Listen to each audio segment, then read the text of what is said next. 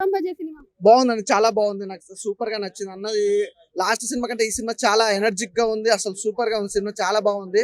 శివం భజన మూవీ అయితే చాలా మంచి ఎంటర్టైన్మెంట్. అలాగే మెడికల్ మాఫియా గురించి కానీ, లాస్ట్ మన కరోనా గురించి, వ్యాక్సిన్ గురించి కానీ ఒక అద్భుతంగా చూపించారు.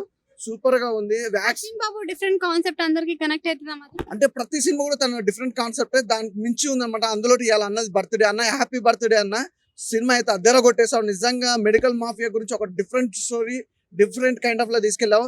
అసలు చాలా బాగుంది. వ్యాక్సిన్ గురించి కూడా, అంటే వ్యాక్సిన్ వేసుకోవడం వల్ల ఎన్ని ఉపయోగాలు ఉన్నాయి, ఎన్ని అపప్రయోగాలు ఉన్నాయి అనేది కూడా క్లీన్ గా చూపించారు. నాకైతే బాగా Climax నచ్చింది. ఎలా అనిపించింది? క్లైమాక్స్ ఏంటండి, ఫైట్స్ మామూలుగా, బ్యాక్గ్రౌండ్ మ్యూజిక్ అయితే అద్దెర కొట్టేశారు. బ్యాక్గ్రౌండ్ మ్యూజిక్ కానీ, ఆర్ఆర్ కానీ ఎవ్రీథింగ్ చాలా బాగుంది. అలాగే హీరోయిన్ కూడా బాగుంది.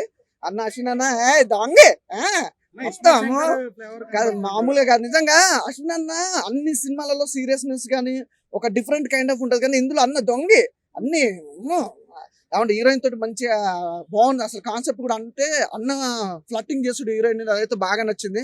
ఫస్ట్ హాఫ్ లో ఫ్లట్టింగ్ అని ఎవ్రీథింగ్ చాలా బాగా అనిపించింది. సెకండ్ హాఫ్ అసలుకి అది comedy timing ఆ కామెడీ టైమింగ్ అంటే ఇంకా అది గురించి చెప్పాల్సిన అవసరం లేదు. జబర్దస్త్ లో ఎలా ఉందో అంతకు మించి ఉన్నాయి ఇలా పంచులు మాత్రం. అలాగే హీరోకి ఫ్రెండ్ క్యారెక్టర్ గా ఆది అన్న చేసిన బాగుంది. Different role, different kind of story, చాలా బాగుంది.